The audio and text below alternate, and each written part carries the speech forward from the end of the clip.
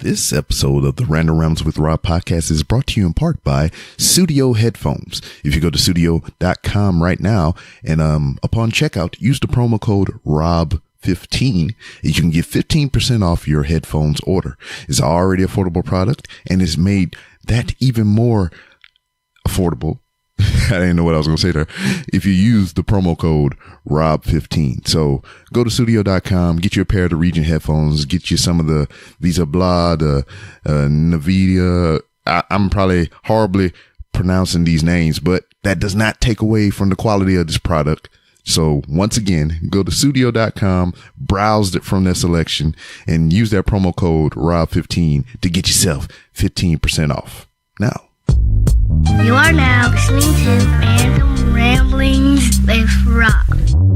Random Ramblings. Yay! Yeah! Yeah!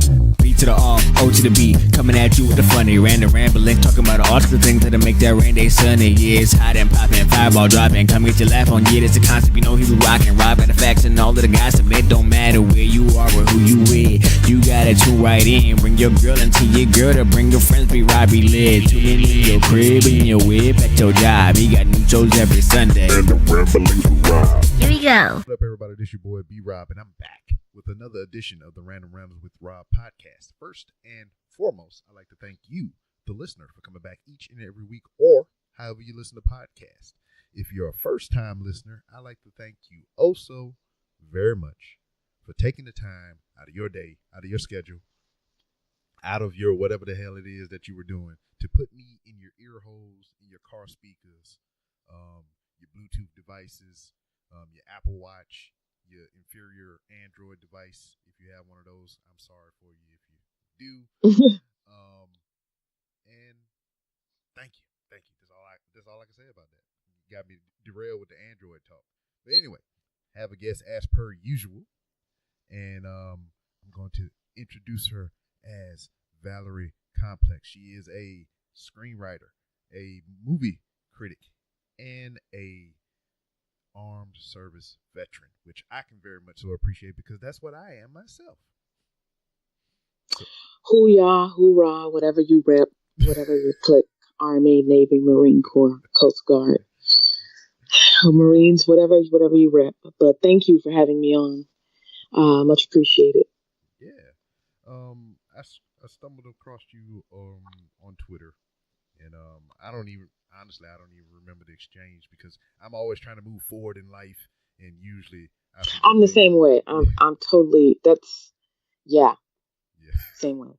I forget a lot of shit because I'm trying to figure out what I'm trying to do the next day and so on and so forth. But now that I know that you are armed service veteran, whatever, specifically the Air Force, and whatever your slogan is, I don't know. What is it? Fly, fight, win? Or did they change it? I don't know.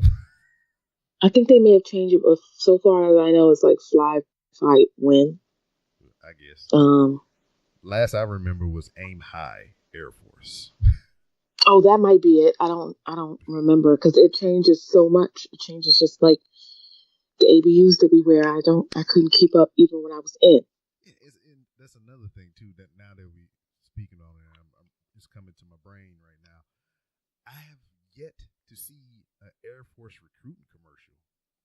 Recently anyway. I mean, I remember them as a kid. That's how I know the aim high Air Force thing. But you see Marines fighting lava monsters and stretching out across the countryside, twirling rifles. You see the Army on tanks and having cookouts and all kind of crazy shit. But I don't never recall seeing an Air Force commercial. Yeah, you don't really see those. You don't see,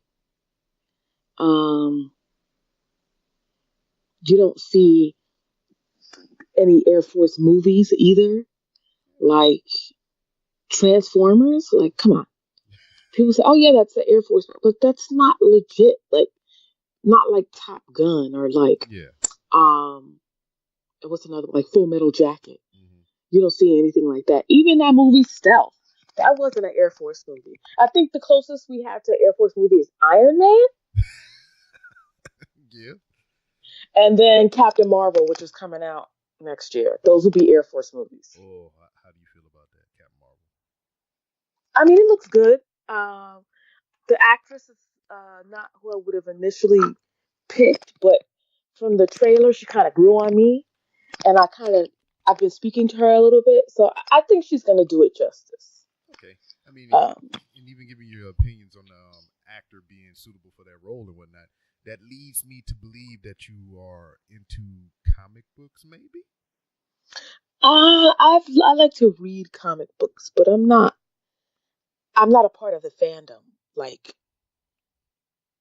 like people would say, like like most people are like they say, oh this I love Batman or I love Superman or I love Captain America, whatever. No, I just read whatever books are good, and I'm not really a part of the fandom heavy like that. Yeah, So because you're not gonna be here and be like, well, this is a variation from issue 37 of the novelty series of Mega whatever the oh call. no, that's not me at all. But if you start talking about anime and Ghost in the Shell, I could break it down a little bit better. I'm still not a part of the fandom, but I got a little bit more knowledge there Yeah. than with the comics. So, but I'm in the nerd spaces. I kind of float around, Mm-hmm. see what's there. You're in that gray area, as you would say, right? Yeah, Valerie Gray Area Complex. That's my name right now. Yeah, you're not on one side, you're not on the other. You're that thin space in between.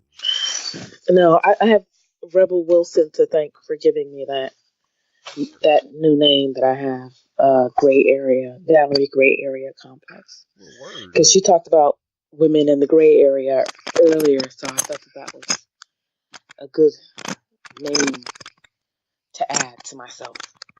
For sure. To kind of jump back to the service thing or whatever, what drove you to go to the Air Force? Um, Desperation, really. What? Things were just not going right in my life. I was 25 years old and I couldn't find a job, and my living situation was bad, and it just felt like the only option for me Mm-hmm. was to join. Yeah. Well, I mean, you picked a smarter of the branches, as we in other branches would say. That's like what we call it, the chair force. Yeah. And then you say when you say desperation and everything, like it was almost like a last resort. Uh, yeah, you could say that. I didn't have a lot of options. And so it was just difficult for me to navigate. I was working two jobs, but I wasn't making a lot of money. And I was like, well, I only see advantages to joining the Air Force. I don't see any limitations. Um, so I was like, why not? And then So then I can yeah, went and joined. yeah, I can understand where you're coming from, but like when I hear the word desperation associated with the Air Forces, is like if you were desperate, you would have wound up in the Army or the Marine Corps or something, some of the lower tiers or something like that. The Air Force is like where smart people go or whatever, or people who have a plan to enlist in service. They usually go straight toward the Air Force or whatever. They don't. Believe it or not, I had when I went in the very first time, I wanted to join the Navy, really. And when I went into the recruiting office, I went into the big recruiting office in Harlem in New York. I walked in there, Army wasn't there. Makes sense. Marine Corps was talking to somebody else. Also makes sense. The Navy, I spoke to them, but they didn't want to take me for some odd reason. I forgot why. The Air Force was the the recruiter there was just open. That's how I ended up in the Air Force, by chance. Yeah. Because I was like, I'm joining the Navy because I want to travel and do all this traveling, and I want to go to Asia, and I want to do all this, and I want to learn how to swim and all that. That was my plan. Mm-hmm. Yeah, but I'm like, it was meant to be. And, depending on all the circumstances of how you wound up in the Air Force office, you know, all the rigmarole you had to go through, it was meant to be. That's where you were supposed to be. That's what it looks like. I spent way longer in the Air Force than I intended. I was like, I'm only going for 4 years to get that money for school, and I'm out. And then 4 years came, and I'm like, well, it's all right, I guess. Let's see what happens. And then I got hurt. So in total, I was in for 7 years before I got medically discharged. Oh, okay. Well, that's good and bad at the same time. I mean, would you pop your knee or something like that? I hurt my back. I fell and hurt my back, and that was it. That seems to be common because, like, my wife was in the military too. She was in the army, and she fucked up her back too. I mean, maybe it's just y'all got back problems. I don't know what it is. I don't know. Like, everybody had back problems, and but my thing was, like, I fell off of something, and, like, it wasn't like people weren't exercising, like, safety precautions. So I think that's why the Air Force felt sorry for me. Yeah. Because it technically wasn't my fault. Yeah. And so, well, my wife got hit by a truck. So yikes! While in the service, like a service truck hit her? Yeah. Your exact reaction is my exact reaction when I first heard it. I was like, what the fuck?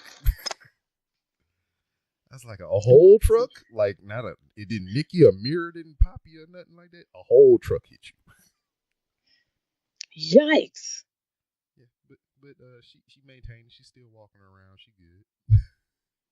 I hope she's getting something from them. Yeah, I can get into that, but I mean, she's getting a little something, but it could be way more than what it is. We can you can set aside a whole hour for us to just talk about the VA system and how screwed up it is. Oh. And just like, not just the VA, but, sometimes the grass is not always greener, and just you think that everything's going to be all right. And you get in and then you find out, wow, military medical system is not great. And next thing you know, you have all of these issues when you get out because they didn't want to take care of them when you were in. Their solution was to give you Motrin and send you on your merry way. Exactly. I mean, you say that, it's just like my wife really brought it to my attention when I finally got out. Because, like, she's like, you were in for 16 years. I was with you for what? She been with me for over half of that. And she was like, the whole time you were in, I never really recall you getting sick. You going to the hospital for anything, no pains or nothing like that. There were one or two instances, but she's like, I can vaguely remember anything. You get out and everything now, your back jacked up, your knees jacked up, your head, your feet, all kind of crap wrong with you. Right. And they, those issues, they catch up with you later. Like, I'm realizing, like, I have stomach problems from all the Motrin and ibuprofen that they gave. And I have I have nerve damage in my foot from wearing the bad boots. Like, it really is like, when they say sacrifice, it is a full sacrifice. Head to toe, mind, body, and soul sacrifice when you join the military. Yeah, and it is a mindset thing too, because like when you you active and you doing the things or whatever, none of that shit really bother you. And it's like in the hindsight of you separating and being away from it is when like, fuck, I'm really toe up. I didn't know this. Right. Because there's the adrenaline and the mission driving you to get shit done. But then when you don't have to adhere to that anymore, that's when you start to actually, like, your body, like, it clicks and you start to actually notice. I didn't even know there was a point in time to where I dislocated my shoulder and didn't even fucking know it. Wow. So, I mean, I'm playing basketball and dude, coming into me and I put my arms up, my hands up in front of me and my shoulder jogged back. I heard like a little pop or something like that. No big deal. I was still able to move it around. But like I think maybe a day or so later, I couldn't raise my arm straight up over my head. And I was like, oh, I never had this feeling before, so I didn't know what the fuck it was. I was like, maybe it'll just work itself out, you know. Just I'm going to work, lifting shit. I was like, ow, feel a little pain. No big deal. I'm still able to, you know, it's not aggravating or nothing like that. It's just like a little sore, a little tight. And then I get out, like I'm saying, years later, it's like, your shoulder's fucked up. She's like, move your arm around. She's like, had a stethoscope by my shit. She's like, I can hear your shit grinding inside your shoulder. Oh! I was like, oh, okay. Thanks. Yikes. So yeah, things happen. Your wife should really campaign for more Yeah, money I'm because and it's just like you were saying, it's the whole system is jacked up and it's frustrating. And I believe that's what her issue is. She's been dealing with it and fucking fighting around with it for so long that she's just like, fuck it, whatever. I mean, and I think that's what the system is set up to do, right? exactly. To wear you down so much to where you don't care. Because to get the benefits and sign up and all that is its own separate full-time job. Exactly. Because, I mean, they make you work for it. If they're going to give you some money, they're going to make you work for it. And see, I was thankful because, like, my situation got handled inside before I got out. Exactly. But most people, they like yourself, who are like a clean bill of health, and then you get out, and then you realize you have all of these symptoms that are as a result of you being in. That's where it becomes an issue.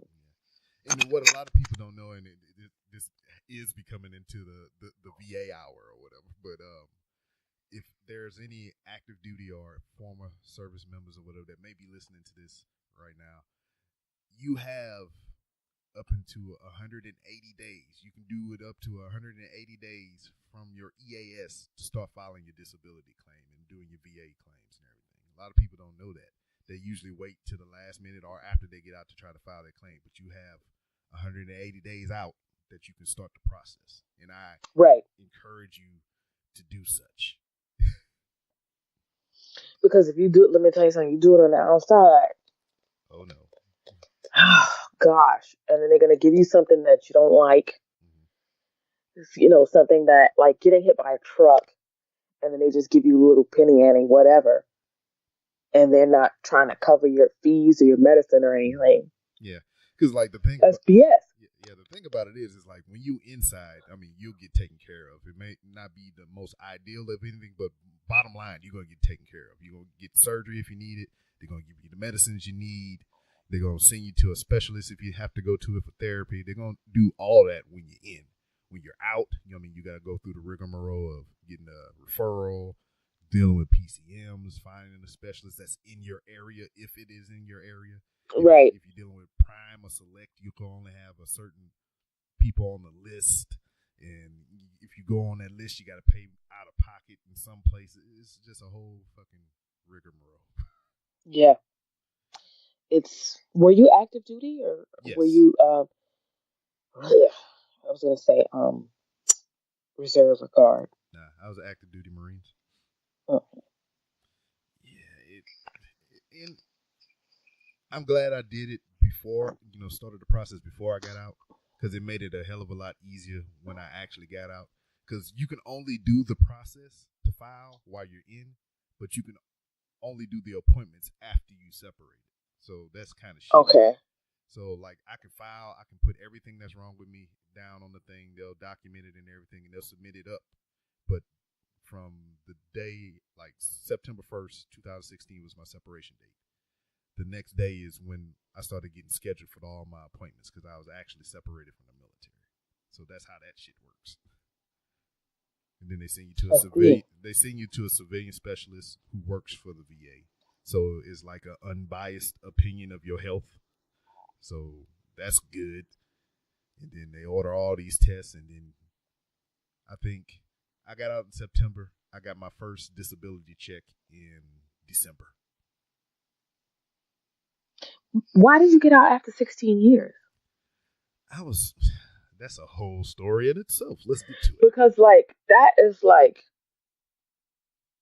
close to 20, right? when you're like, right, when you're like, I always, am curious to know when I hear people that are like 4 or 5 years out, and it's like it had to be something for you to just be like, fuck it, I don't need it. Well, I was talked into joining the military. I'm from a military family, so it was like I felt like it was my fate to join. So I joined.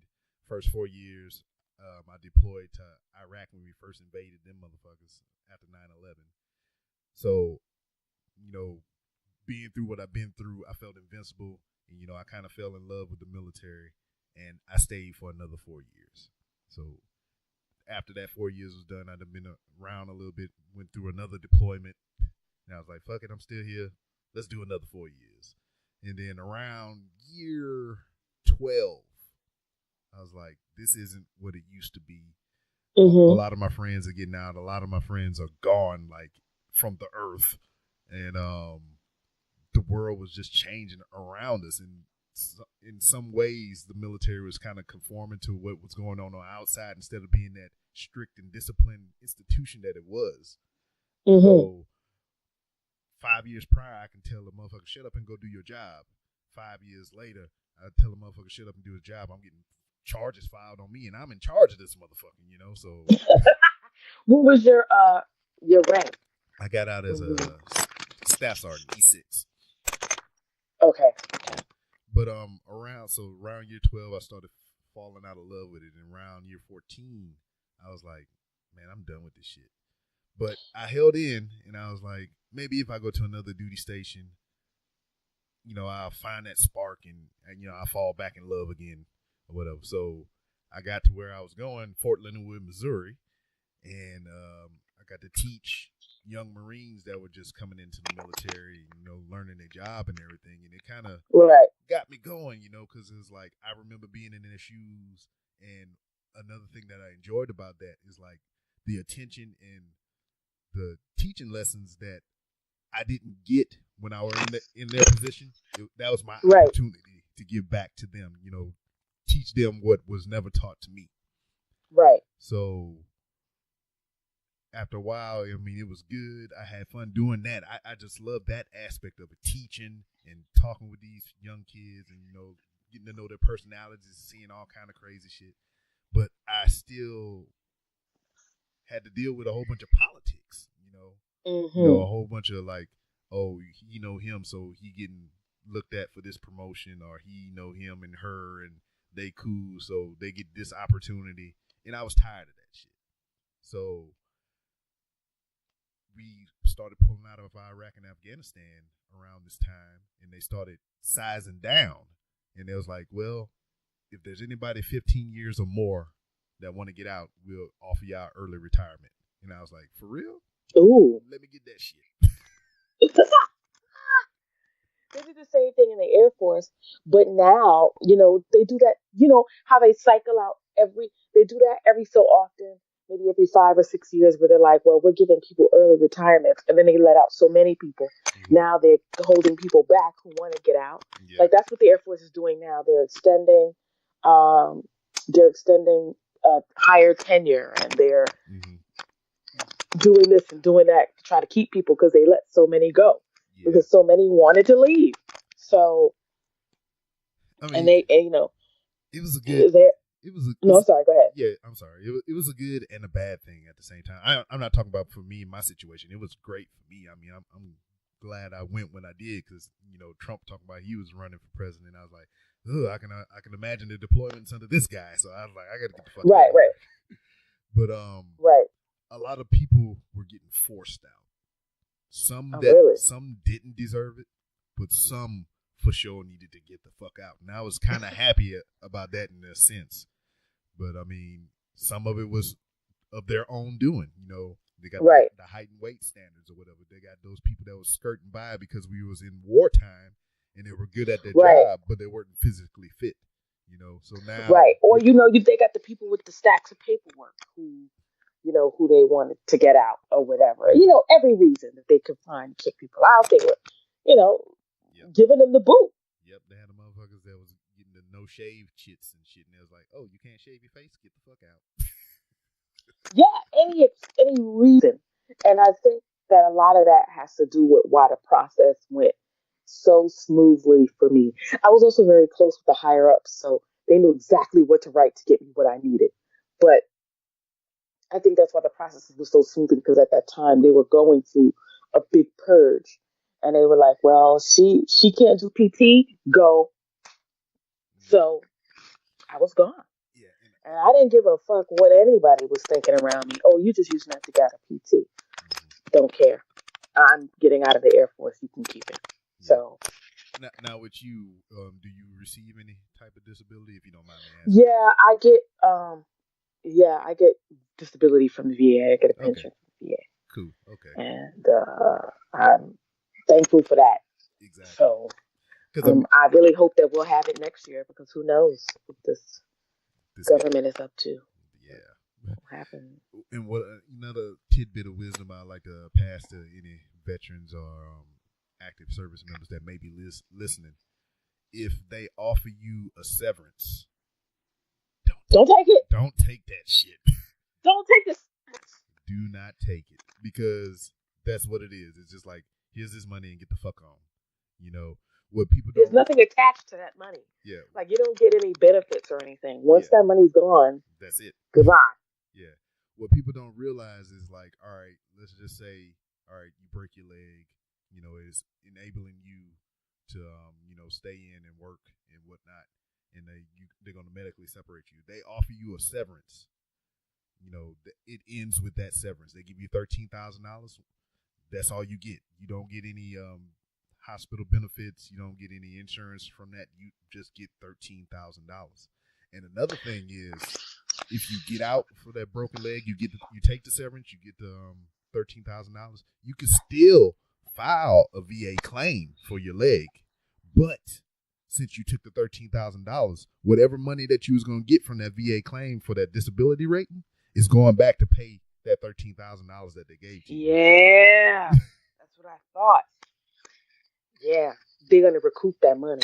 Yeah, so once that $13,000 is paid off, then you can start getting your monthly disability benefits. But until that $13,000 is recouped, you ain't getting no money. And that's fucked up. And what's also fucked up about it is just like, people know this, but they don't say shit.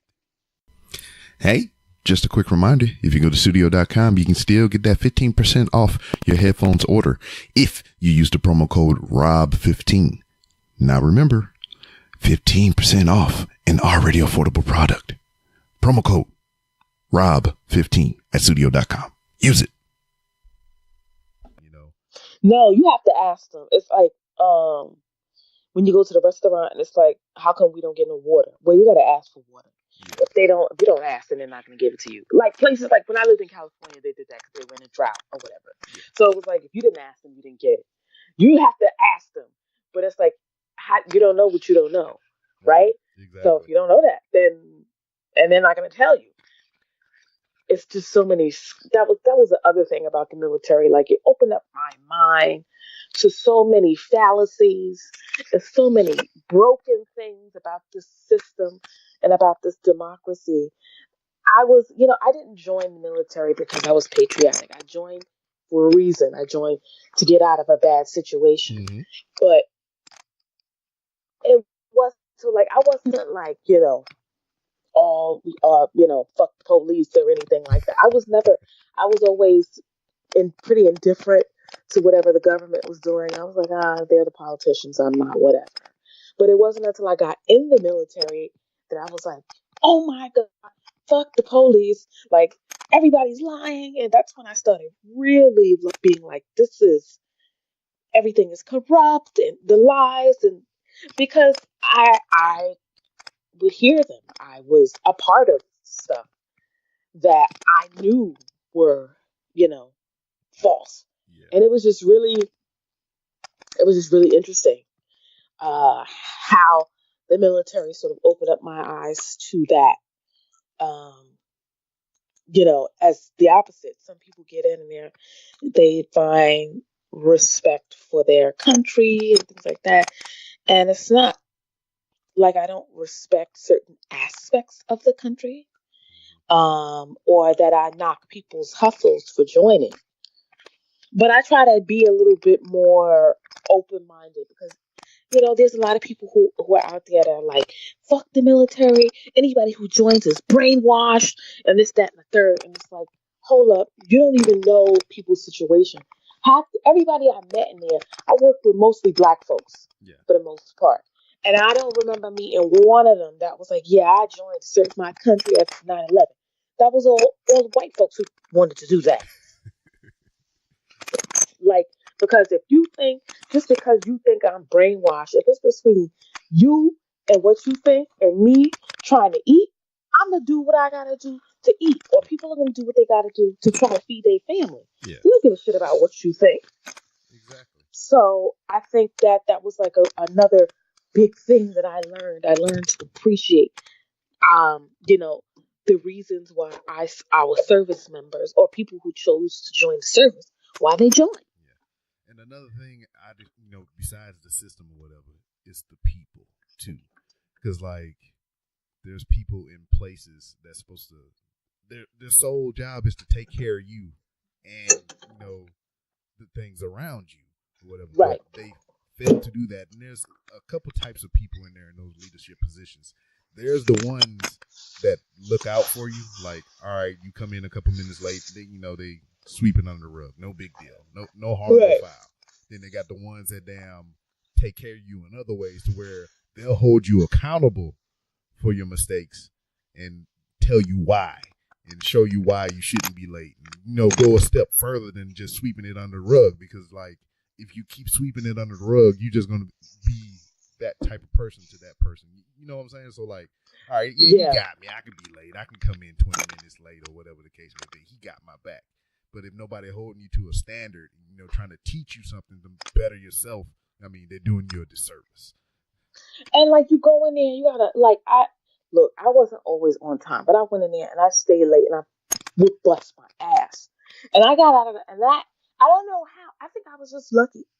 I am not one of those people that can say that has had a bad time in the military. I experienced sexual harassment, yes, but I really served under good leaders, and I had good mentors, and the military helped open up the way I communicated with people. So I made connections with higher ups that when I did get in trouble, I was able to get out of trouble very quickly. And there are a lot of advantages to the military and a lot of things that I learned. And I like the structure and things like that. So, there are advantages and disadvantages to everything. So here's the fun part. All right, you just talked about the structure and the discipline, how things are great when they're run properly in the right way. Right. How much of a culture shock was it for you when you got out and was introduced back into the civilian life? It was very different. I was telling myself that I wasn't going to be one of those people who experienced that because I was from New York and I grew up in the ghetto and whatever. But no, it was very different. I was away from New York for 10 years because after I got out the military, I moved to California, a place that I had never been, a place that had no family. And I had just moved to California, and it was like, what the hell am I going to do now? So it was like a double whammy of culture shock, because it was like, not only am I out the military, I'm now in a place that I don't know, and I have to figure everything out on my own. I have to figure out how to navigate this by myself. And I just got out of the military. What was I thinking? So, it was a huge culture shock because I had just moved to a new place I wasn't familiar with. So, and learning that things do not move at the same pace in California, and finding a job would be difficult because they move a lot slower, and just crazy things like that sort of, woke me up to like, okay, this is what it's like to rejoin the world, because I had to finding a, I had to really, really, I was really on my own. Not finding an apartment with the assistance of housing on base or anything like that. I had to do that shit by myself. So, and I made it work for 2 years until I ran out of money. And then I moved back to New York. And New York was a completely different place by the time I got back. All the places I used to hang out were closed. Yeah. You know, jobs not being available. My friends, all of them having children. Nobody has time to hang out. I have to go to the VA, and now I have to wait for appointments forever.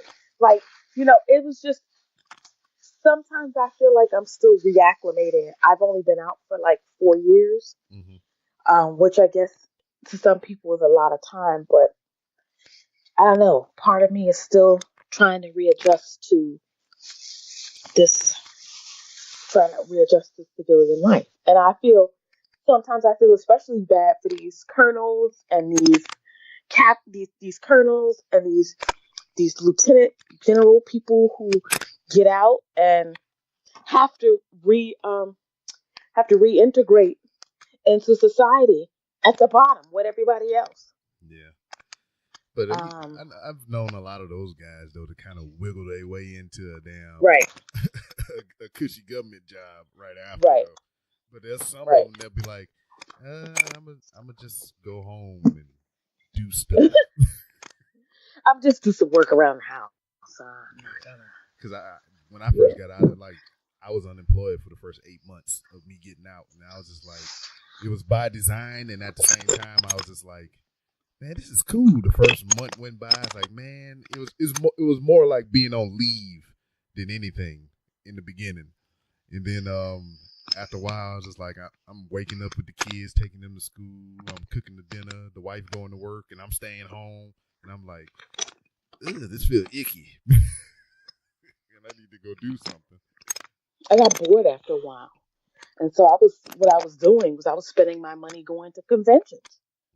Like, because California got a convention for everything. Like, you know how some places, like there's a con season, and like con season will open up in March, and they'll have a con from March to like October.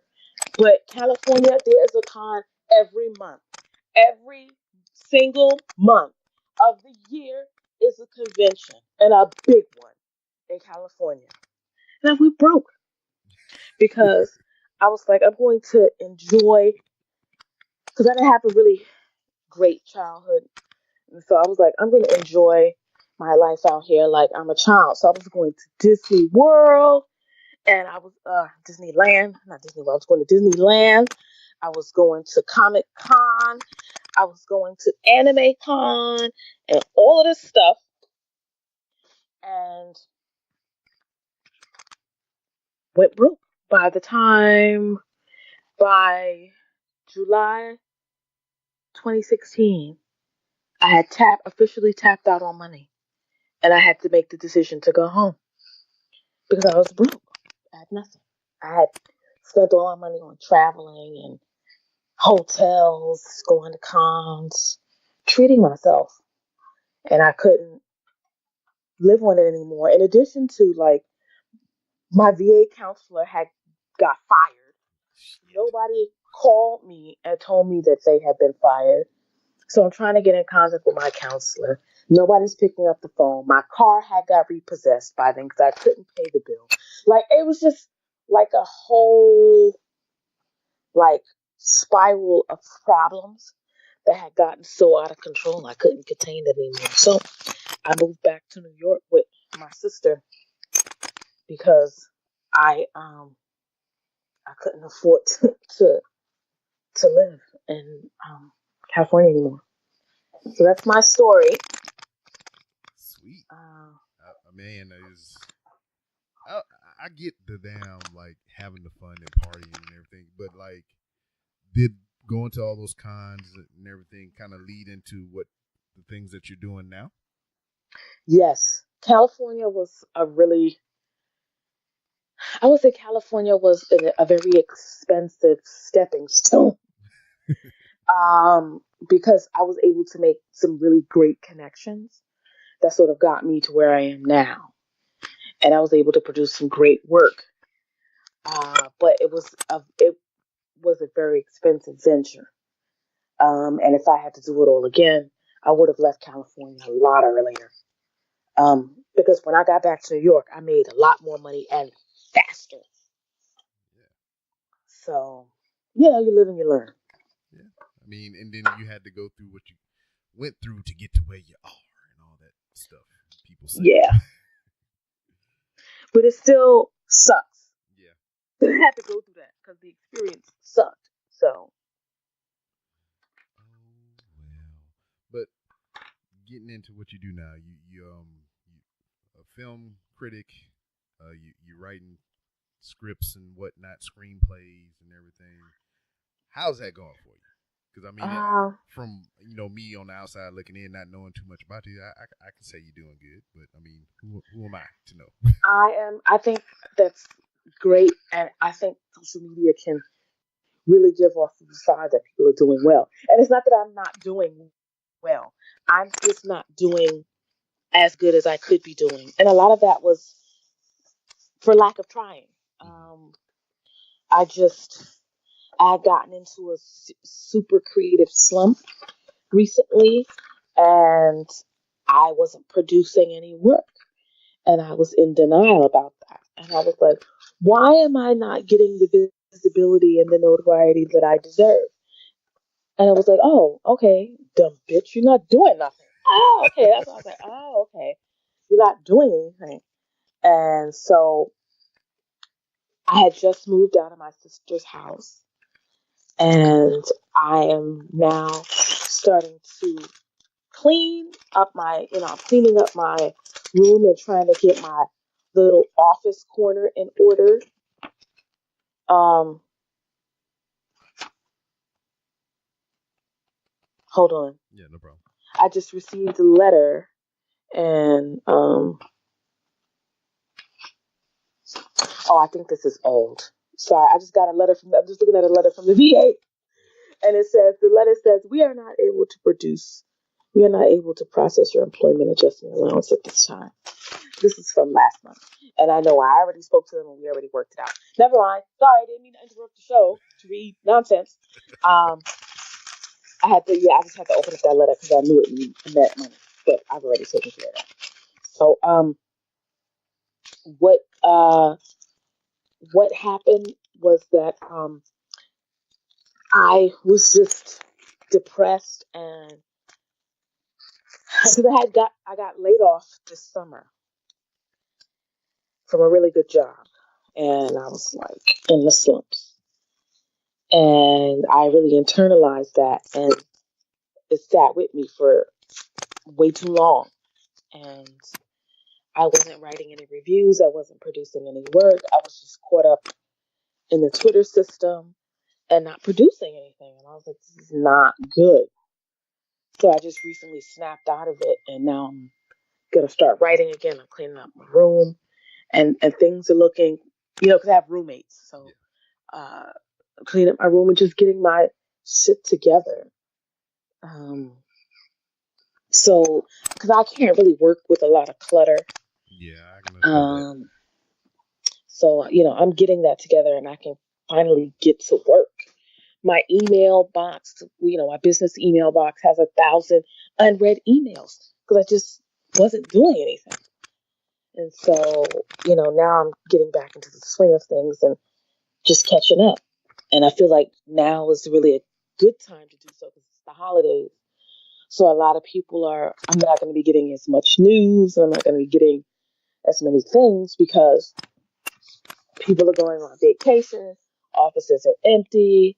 And that way, when the new year, after the new year, I can really go full swing. So that's it, really. Yeah.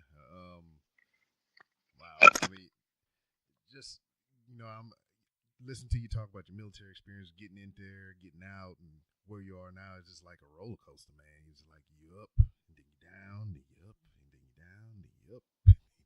It's crazy. Yeah, it comes and goes. in crazy waves.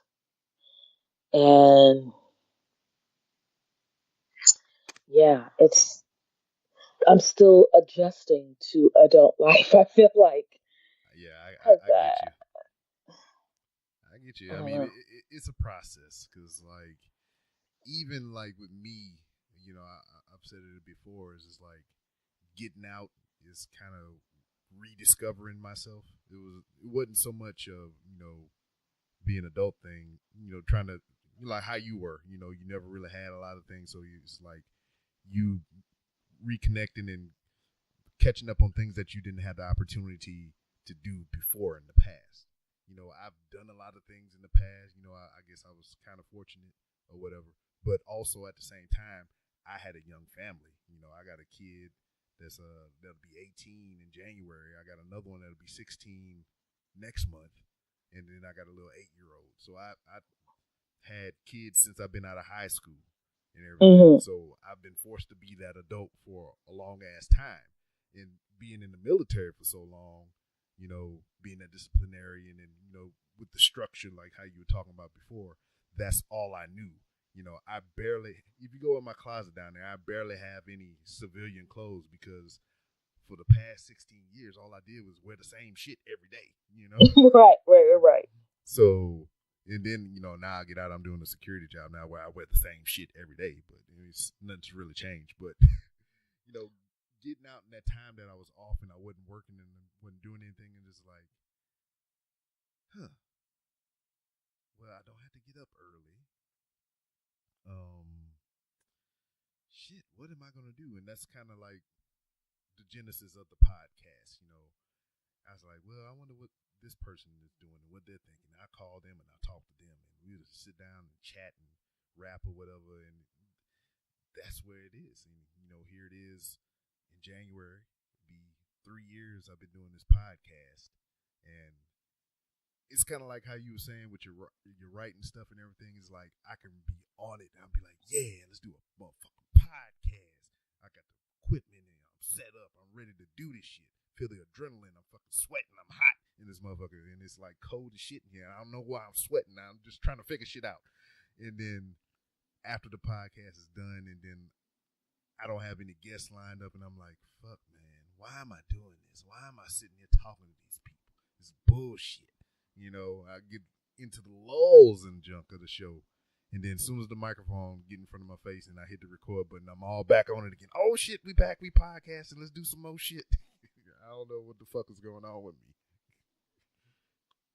Right. What made you want to start the podcast? Originally, I wanted to write a book about, some of the experiences I had in the military. And I quickly realized that my brain and fingers don't work that way to write shit down and stuff. Right. Yeah, so I was like, well, fuck it. I can just sit in front of a microphone and tell these stories, and then I can get some of my military friends and they can tell their stories, and we can do it that way. And then shortly after starting the podcast, I wound up getting out of the military, so I don't have the access to all those people that I had before. So I just started reaching out to people I know, other podcasters and everything, and just been doing it that way ever since. So yeah, I still haven't wrote that book, but I'm content with having my stories in audio form for however long. That's awesome. I'm glad that you got the podcast, and hopefully you can get some sponsors and start making some cash, man. Yeah, I mean, I got some sponsors now. It's more of a product deal or whatever rather than cash. I would rather cash, but Yeah, that's what I meant. yeah, it's like I can take the stuff that I get product wise and be like, I can sell this shit, maybe some cash that way. But that'll be rude and wrong. But sponsored by Hooks, Rubs, and Spices. If you go to Etsy.com and type in promo code 3R Show, you get 10% off your order, $6 or more when you order some Hooks, Rubs, and Spices. Like, wait, were you doing that for real? Or, like, yeah. I wasn't sure, so I was trying to be quiet. Yeah. I wasn't sure. I'm for real. Yeah, Hooks, Rubs, and Spices is a sponsor of the Random Rambles with Rob. Also, Studio headphones. If you go to studio.com, you can get 15% off your order if you use promo code ROB15. So there you go. Boom. Sponsors. Shit, I think I'm about to do that. I've been looking for some headphones. Oh. So I think I'm about to do that too. Oh yes, studio is where it's at. Now, I like it. Is it? I'm not. Yeah, I'm seriously. I'm not going to sit here and blow smoke up your ass because they're a sponsor of the show. That's not something I do. And frankly, I wouldn't be fucking with them trying to get headphones from them if they had some garbage ass shit. Right. So yeah, Right. I got a pair. Whenever you go to the website, if you have time, studio.com. That's SUDIO, like the song Studio, that one. And you go there, and they got a 2 pair over the head earphones. One is called the Regent. That's the pair that I have. But they just came out with another pair. I forget the name of them. It's the Claire or something like that. KLAR, some shit like that. Brand new set of headphones that just came out. And them shits look fly as fuck. And I want some. And I already talked to the people at Studio about getting me a pair to, rep that shit. And it was like, right. And it was like, well, these just came out and the holidays coming up. And I was like, you motherfucker. All right, I got you. When this holiday shit over, I expect to get a pair of these motherfucking headphones. God damn it. Oh my goodness. I go onto a lot of podcasts and I usually talk about, film and television and things like that. A lot of people want to hear about my initiatives because I've taken on a sort of banner of diversity and inclusion and entertainment, specifically film and television, mostly film. But it was refreshing and fun to talk about something different. I don't often talk about my military service. The only time you'll hear me talk about it is usually Memorial and Veterans Day. Cussing the motherfuckers out. Right. And, so it was refreshing to talk about that and my sort of journey and how I got here. So thank you for inviting me on. This was really fun. Yeah, I appreciate and you're somebody who I think I can learn from. Oh, man, I don't often hear that, but I appreciate hearing it today.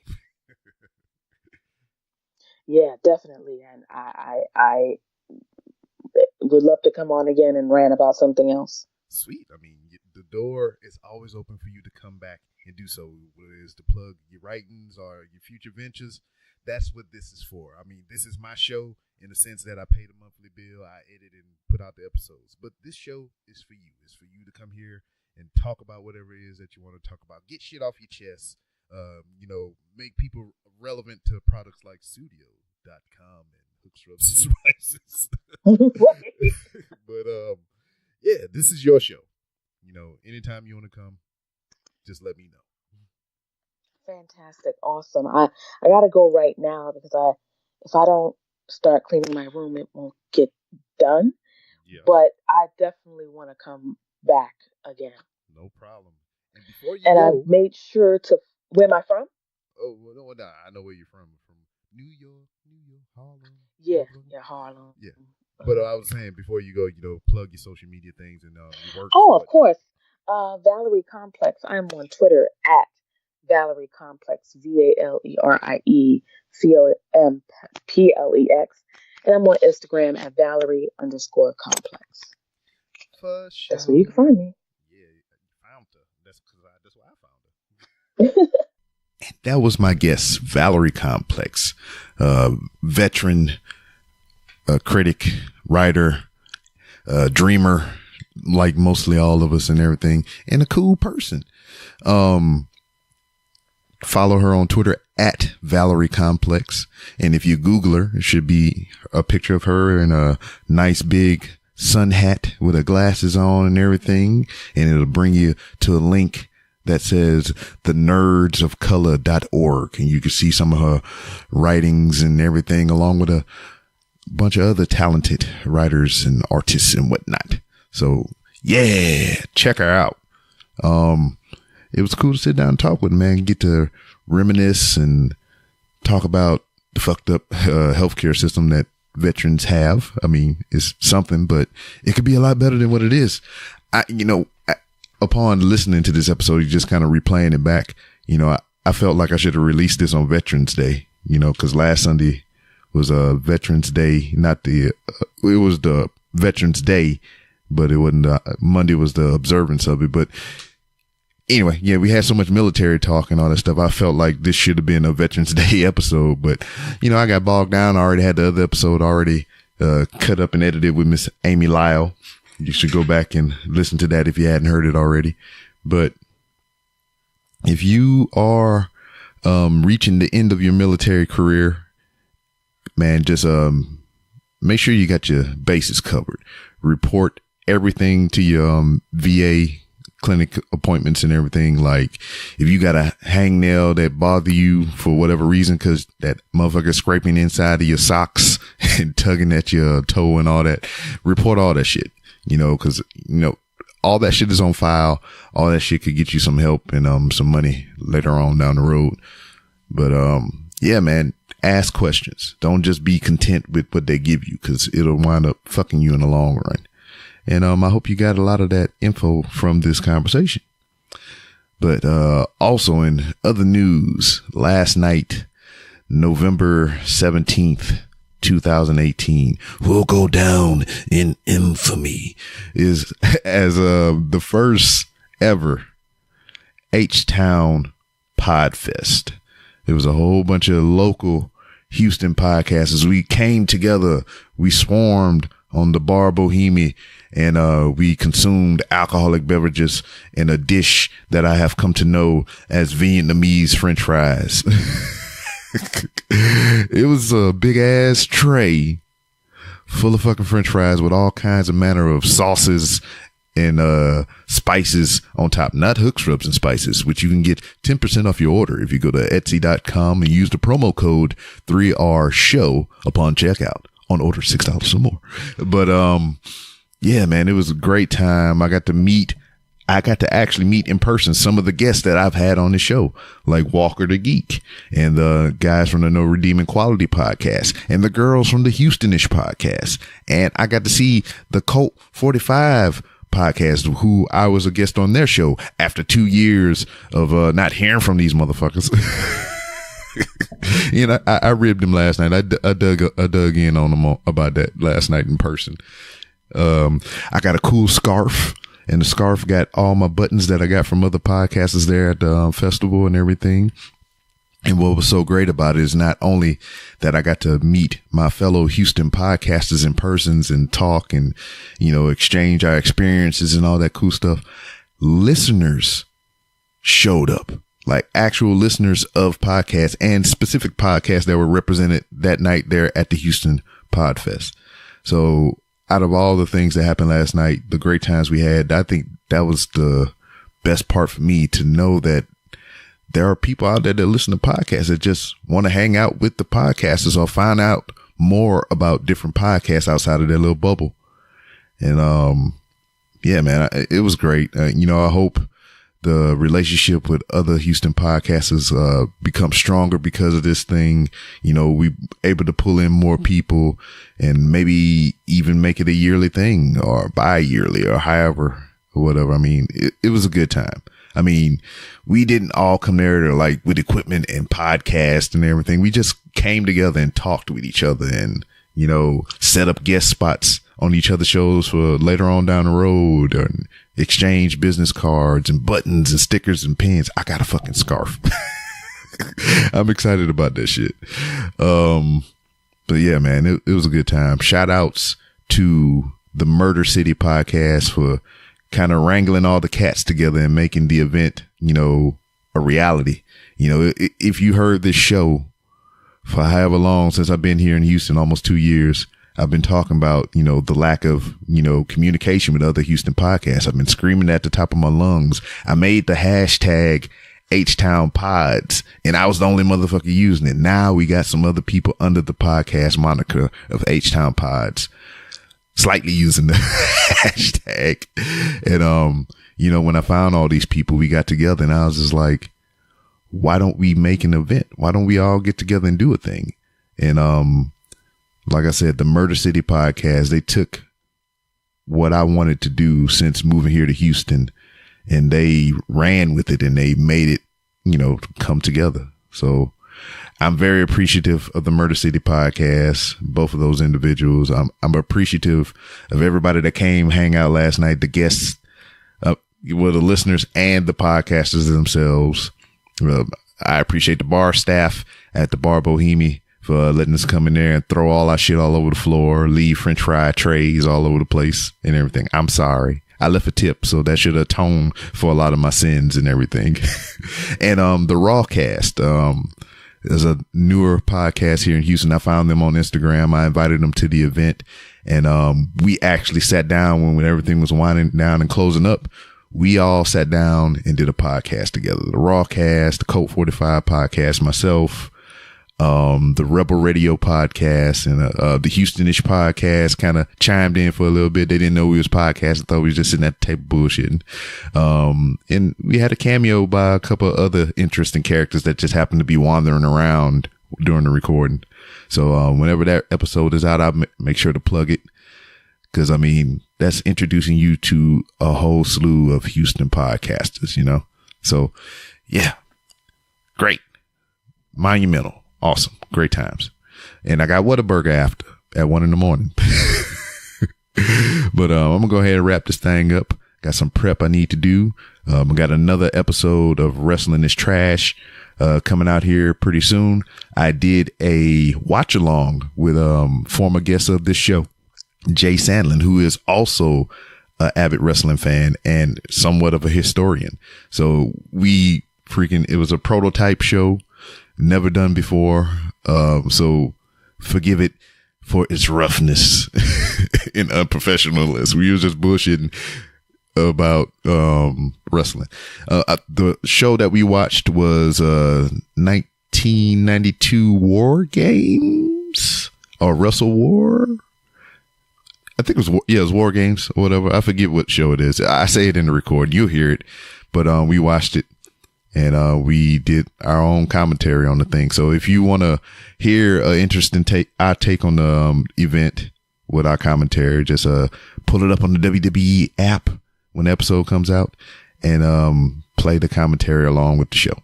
Anyway, like I said, I'm supposed to be wrapping this shit up. Wrestling is Trash.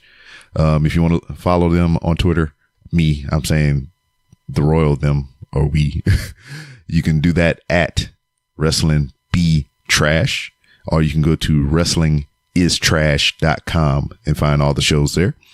You can follow me on Twitter at itsbrob. That's ITSBROB. If you want to talk professional wrestling, like I was just talking about, or any other general shenanigans, that's the place you do it. The show also has its own Twitter account, which you can follow at 3R Show. And if you're hip and trendy, you should also be following at 3R Show 2. That's TOO. Follow me on Instagram to where you can find me roaming the hallowed halls of Walmart and getting into any other shenanigans I can. And you can go to randomrobcast.com to where you can find many different ways to help support the show and help it grow. You can get merchandise from my merchandise store on wehavemerch.com, which you can find the links on randomrobcast.com. You can use my Amazon links, get you a 30-day free trial of Amazon Prime, and you can become a patron, just like Brandon McIntyre, Glenn Abbott, Bob Hines, King Ajar, Robert Cook, and now Nick Lubbs. Let me tell you about Nick. Nick messaged me a couple months back, and he told me he was on a trip to Vegas from where he lived, and he was binge listening to every single show of the Random Rounds with Rob podcast from episode 1 all the way up to current. He messaged me a day ago, yesterday, on the day of the Houston Podfest, and told me that he is complete. He has listened to what is now, not this one, because this one is coming out right now as I record, but he has listened to all 140, what I think is 45 episodes. And he's current. He's caught up. No, this episode here is 146. So he's not caught up until you listen to this one. So Nick, I hope you're listening so you be caught up. But he's listened from episode 1 all the way up until now. And that just fucking blows my mind. And at the end of it all, he became a patron to the show to, contribute to it. And he bought a hat. And he bought a shirt, which makes my heart so happy, so light and fluffy, like nougat in a Three Musketeers bar. But big shout outs to you, Nick. I appreciate what you're doing, man. And I wish I had 1,000 more like you. But since I don't, you is the one. I'm just glad to have any of this, man. Just any retweets, any likes I get from the show, any reviews that I may have from iTunes or whatever. I just appreciate whatever I get, man. And on the same vein as that, you don't even have to be a patron. You don't have to buy any merch. You don't have to use Amazon links. You don't have to do none of the shit. The most important thing that you can do for this show and any other show that you listen to is like, subscribe, retweet, tag us in things that you, quotables from our show, freaking reviews, write a review. 5 stars are preferred. But if you do anything 4 stars and below, give us that feedback. We need that so we can grow professionally or non-professionally, whatever. But we need that. So that's it. Thank you for everybody that attended the Houston Podcast Fest. Hopefully some of the people that I met that night are listening to me now and hearing me tell you thank you. I appreciate all of you. And I'll see you next time.